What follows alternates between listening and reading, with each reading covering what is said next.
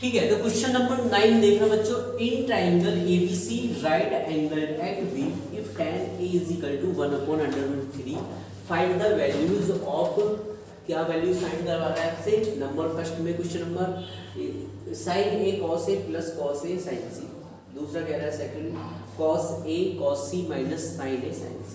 तो बच्चों इन दोनों की वैल्यू मुझे फाइंड आउट करनी है, तो मैं क्या कर लेता हूँ, सॉल्यूशन।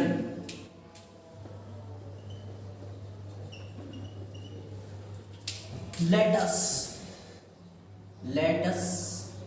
consider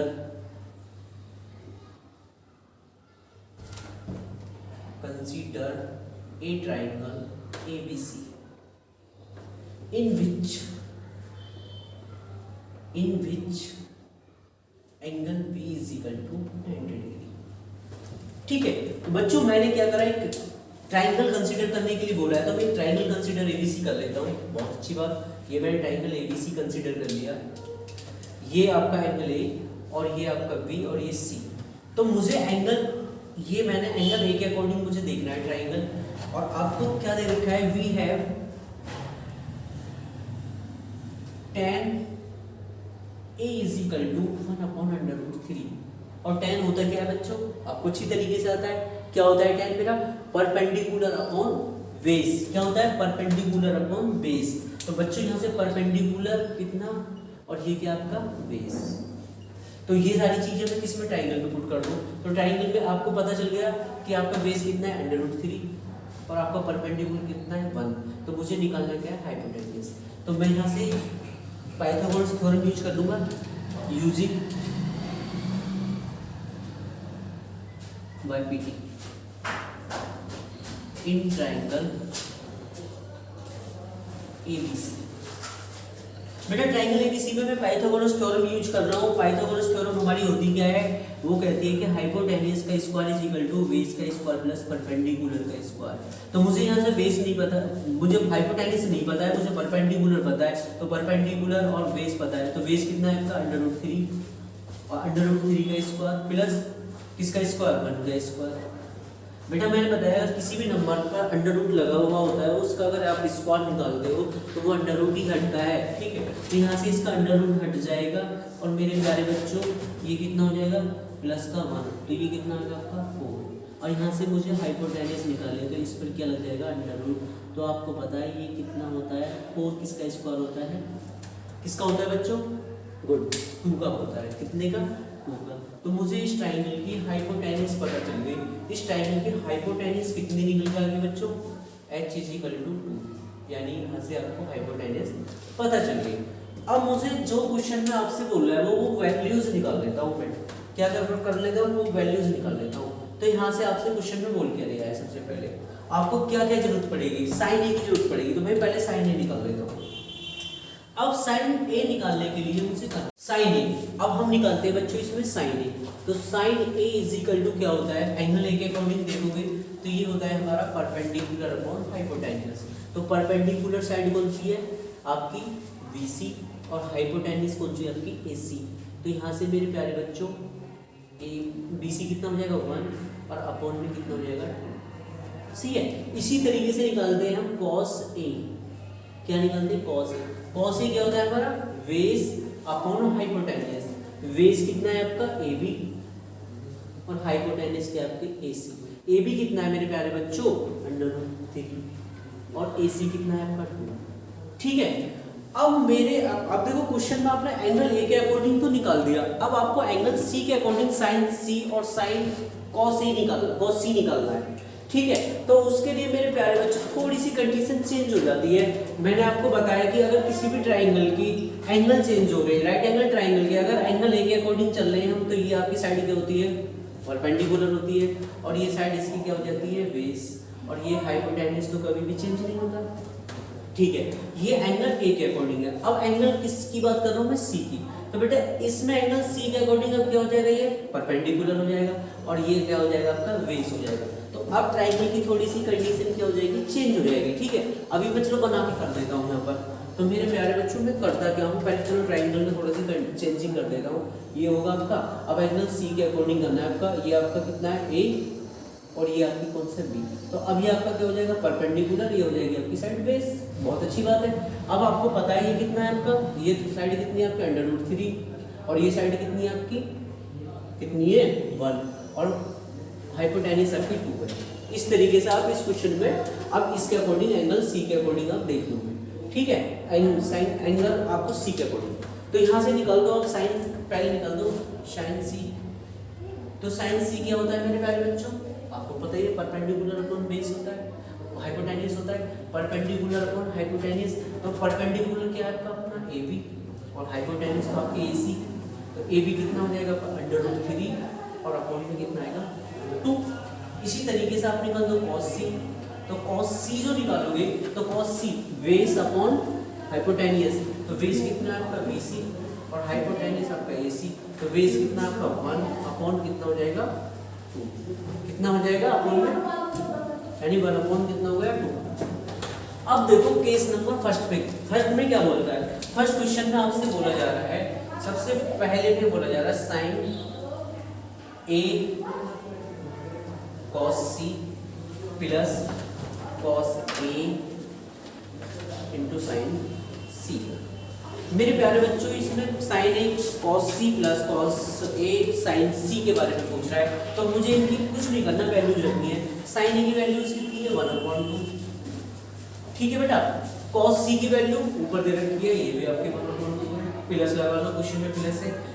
cos A की वैल्यू कितनी है आपकी √3 अपॉन 2 मल्टीप्लाई साइन C की वैल्यू कितनी है √3 अपॉन 2। अब मेरे प्यारे बच्चों होगा क्या, देखो 1 की 1 से करेंगे 1 आएगा और 1 की 1 से करेंगे तो 1 आएगा और 2 की 2 से करोगे तो कितना हो जाएगा 4 हो गया, प्लस इसके √3 से करोगे तो 3 आएगा और अपॉन में कितना हो जाएगा 4। इनका मैंने एलसीएम ले लिया 4 आएगा, क्योंकि नीचे दोनों के डिनोमिनेटर सेम है तो ऊपर प्लस हो जाएगा। तो 1 + 3 बराबर कितना हो जाएगा 4/4 और ये भैया कट जाएगा, तो आपका आंसर कितना आ जाएगा 1। अरे मेरे प्यारे बच्चों कितना आ गया, पहले वाले का आंसर 1। इसी तरीके से क्वेश्चन का सेकंड पार्ट देखो, सेकंड पार्ट में क्या बोल रहा है आपसे, सेकंड में कह रहा है आपसे cos A cos C minus sine A और G साइन C। अब मुझे बेटा इसमें करना क्या, देख लो इसमें कह रहा है cos A cos C, तो यहाँ से cos A देखो आपका कितना है, cos A यहाँ से है कितना है मेरे प्यारे बच्चों √3/2 मल्टीप्लाई cos C देख लो, cos C कितना है 1/2 माइनस जैसा दे रखा है sin A देखो आप कितना है 1/2 और sin C कितना है √3/2।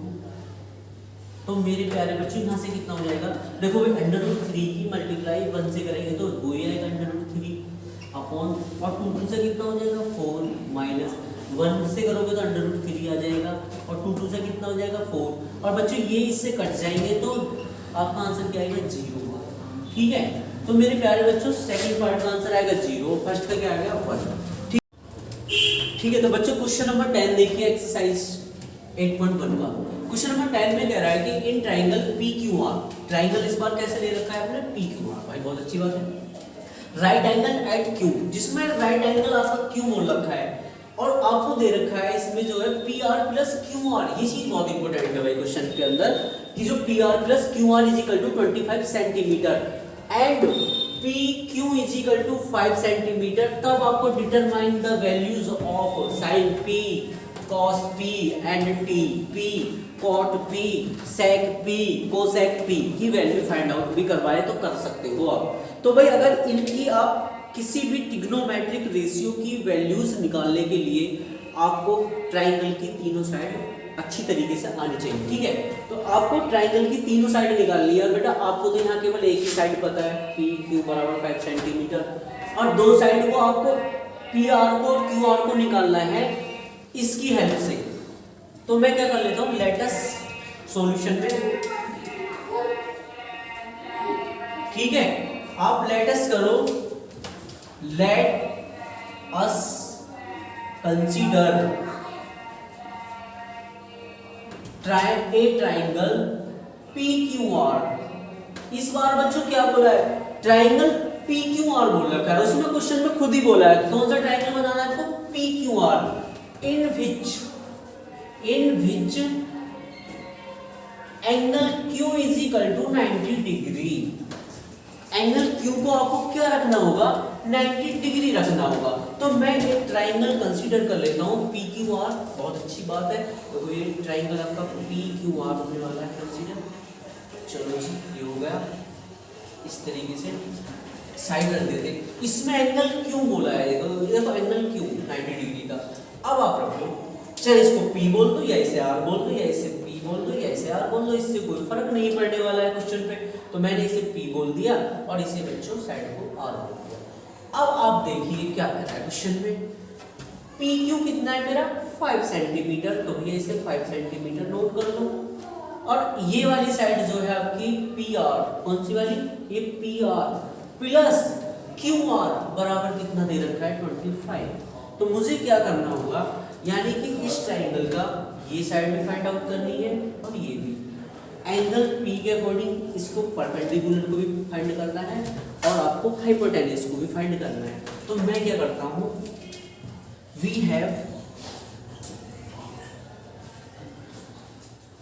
PR plus QR is equal to 25, इसलिए मैंने 1 बोल दिया, equation 1। Good. Using PT, using by PT in triangle PQR। PQR triangle में मैंने पाइथागोरस थ्योरम को यूज कर लिया। तो ये पाइथागोरस थ्योरम मेरी क्या होती है, पाइथागोरस थ्योरम कहती है हाइपोटेन्यूज, यानी PR का square is equal to base का स्क्वायर यानी PQ का स्क्वायर प्लस QR का स्क्वायर, किसका, QR का स्क्वायर। मेरे प्यारे बच्चों ये बताइए, PR आपको नहीं पता है, ये अननोन साइड है, और PQ आपको पता है, तो रख दो, जो वैल्यू पता है वो रख लो। QR भी नहीं पता, स्क्वायर। तो यहाँ से क्या हो जाएगा, PR का स्क्वायर मेरे प्यारे बच्चों, 5 का स्क्वायर कितना होता है 25, बहुत अच्छी बात है। तो यहाँ से कितना हो जाएगा 25 प्लस QR का स्क्वायर। बच्चों मुझे क्या करना है कि QR को मैं लेफ्ट साइड में लेकर आता हूँ, तो यहाँ से PR स्क्वायर माइनस QR का स्क्वायर के बराबर 25। कुछ नहीं करना बेटा, ये जरा एक बार देखो कि ये किसी चीज का आपका फॉर्मूला बनना है। किसका बनना है मेरे प्यारे बच्चों, एक फॉर्मूला होता है हमारा, कौन सा होता है, चलो इसको यहाँ बना देते हैं, हम छोटी सी जगह में नोट कर लेते हैं। तो यहाँ से क्या होता है, a का स्क्वायर माइनस b का स्क्वायर बराबर क्या होता है a प्लस b, और मेरे प्यारे बच्चों a माइनस का b। बहुत छोटा फॉर्मूला, छोटी क्लासों में पढ़ लेते हैं हम इन्हें, फिर भी याद नहीं रहता, प्रैक्टिस नहीं करते हो ना आप लोग, तो इसलिए याद नहीं रहता है, ठीक है। तो ये फॉर्मूला को मैं यहाँ खोल देता हूँ, यानी इस फॉर्मूले को मैं यहाँ पर क्या कर देता हूँ, अप्लाई कर देता हूँ। तो यहाँ अप्लाई करोगे, यहाँ a की जगह आपका PR है और Q की जगह, B की जगह आपका QR है। तो एक बार PR को प्लस में ले लो और एक बार QR को प्लस में, मतलब P प्लस QR लेना, एक बार प्लस में लिख लो इनको और एक बार इनको माइनस में लिख लो, PR माइनस का QR के बराबर 25। किसी को यहाँ तक अगर प्रॉब्लम है तो मुझे बता सकता है नहीं है, ठीक है। फिर आगे चलते हैं क्वेश्चन में, आगे आपको बताओ क्या कह रहा है। ये कह रहा है, अब मुझे एक बात बताइए मेरे प्यारे बच्चों, PR की वैल्यू तो आपको पता है, ठीक है। तो PR की वैल्यू इक्वेशन 1 में है, तो PR की जगह पे कितना रख सकता हूँ यहाँ पर 25, तो 25 और बेटा PR प्लस QR की जगह मैंने क्या रखा 25। अब यहाँ से कितना हुआ, PR minus QR is equal to 25। मुझे निकालना क्या है, PR माइनस का QR के बराबर 25 अपॉन मेरे प्यारे बच्चों 25। इससे ही कैंसिल हो गया, यानी यहाँ से PR माइनस का QR बराबर कितना आ गया 1। इससे मैंने इक्वेशन का नाम दे दिया 2, यानी आपको इसका पता चल गया कितना, PR माइनस QR बराबर 1, और ये आपका ये रहा, ठीक है। अब मुझे क्या करना है, PR और QR की वैल्यू फाइंड आउट करनी है। तो फ्रॉम इक्वेशन, यहाँ करो from equation 1 and 2, from equation 1 and 2, here from equation here कर लेते हैं यहाँ पर, हेयर फ्रॉम इक्वेशन 1 एंड 2। तो बेटा 1 इक्वेशन कितनी है आपकी, यानी P R plus Q R is equal to 25, बहुत अच्छी बात है। और ये क्या है आपकी पी आर माइनस का Q R is equal to कितना है 1, इक्वेशन नंबर 2। बेटा एक काम कर लो, इक्वेशन 1 एंड 2 ऐड, क्या कर लेते हैं हम, ऐड कर लेते हैं इनको। जब आप ऐड करोगे, इनको जोड़ोगे तो क्या करोगे बेटा, यानी इनको मैंने क्या कर लिया, प्लस कर लिया, तो ऐड कर लिया, एडिंग कर रहा हूँ मैं, क्या कर रहा हूँ, एडिंग, जोड़ रहा हूँ इनको, ऐड कर रहा हूँ। तो बेटा इसमें क्या होगा, ये तो आपके दोनों प्लस होंगे, तो यहाँ से 2pr हो जाएगा, बहुत अच्छी बात। अब मुझे एक बात तो बताओ बेटा, 2pr और यहाँ से ये qr से qr कट जाएगा, कट गया qr, तो यहाँ बराबर कितना आएगा 26, वही 25 और 26 हो जाएगा। तो यहाँ से pr इज इक्वल टू कितना हो जाएगा, ये जो आपका 2 है वो इसके अपॉन 26 के अपॉन में जाएगा, तो इसे काट देगा, तो यहाँ से आपका pr कितना आ जाएगा निकल के बच्चों 13, कितना आ जाएगा, 2 से काट देंगे 26 को 13, तो pr आपका पता चल गया कितना आ रहा है 13।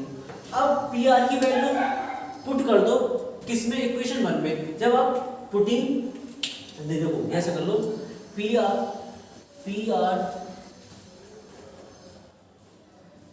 Putting pr is equal to 13 in equation 1, in equation 1। तो बेटा 1 इक्वेशन में क्या है आपका pr की जगह आप कितना पुट करोगे, pr की जगह 13 पुट करो, 13 प्लस और यहाँ से qr बराबर कितना है आपका 25, तो यहाँ से क्या आपका ये qr को इधर ही लाने दो और 13 को 25 की तरफ पहुँचाओ, तो यहाँ माइनस प्लस में है तो इधर किस में जाएंगे, माइनस में, तो यहाँ से qr इज इक्वल टू कितना हो जाएगा आपका 12। तो आपको qr भी अब कितना पता चल गया, 12 पता चल गया। अब मेरे प्यारे बच्चों आपको ट्रायंगल की जो अननोन साइड थी वो पता चल गई, ट्रायंगल की दोनों भी अननोन साइड आपको पता चल गई। अब आपको कोई भी वैल्यूज पूछ रहा है, कोई सी भी आपसे ट्रिग्नोमेट्रिक रेशियोज पूछ रहा है, तो आप इजीली निकाल दोगे। pr कितना है आपका 13, तो मैंने यहाँ कर दिया, और आपका qr कितना है मेरे प्यारे बच्चों 12, तो मैंने यहाँ 12 नोट कर दिया। अब मुझे ट्रायंगल की तीनों साइड पता चल गई। अब आपसे देखो क्या क्या पूछ रहा है, आपसे पूछ रहा है कि साइन p। अरे बच्चों अब तो आप बहुत इजीली निकाल दोगे, साइन p कैसे निकालेंगे, देखो भाई कैसे निकालेंगे। साइन क्या होता है, साइन p एंगल p के अकॉर्डिंग, एंगल p के अकॉर्डिंग क्या होती है, परपेंडिकुलर, हाइपोटेनियस, बेस। तो हमारा साइन होता है क्या है, परपेंडिकुलर अपॉन हाइपोटेनियस। तो परपेंडिकुलर वाली साइड क्या होगी आपकी qr, और हाइपोटेनियस आपकी क्या है pr। तो मेरे प्यारे बच्चों qr कितना है आपका, qr आपका 12 है और pr कितना है आपका 13। तो साइन p की वैल्यू आपको निकल कर आ गई, नहीं आ गई, ठीक है भैया, ये साइन p की वैल्यू निकल गई। आपसे पूछ क्या रहा है, cos p की। तो मेरे बच्चों cos p की वैल्यू क्या होती है आपकी, cos क्या होता है, बेस अपॉन हाइपोटेनियस, क्या होता है, बेस अपॉन हाइपोटेनियस। तो ये क्या होता है आपका qr, सॉरी qp या pq कह दो, कुछ भी बोल दो बेटा, कुछ भी pq बोल दो। तो ये pq अपॉन क्या हो जाएगा pr, और बेटा pq कितना है क्वेश्चन में, यहाँ देखो 5, कितना है 5, और pr कितना है मेरे प्यारे बच्चों 13। तो यहाँ से कितना हो जाएगा आपका 5/13। इसी तरीके से आपसे tan p की पूछ रहा है, तो tan p की आपकी वैल्यू क्या होती है, tan p होता है क्या है हमारा, अरे क्या होता है tan p, perpendicular upon base, क्या होता है, परपेंडिकुलर अपॉन बेस।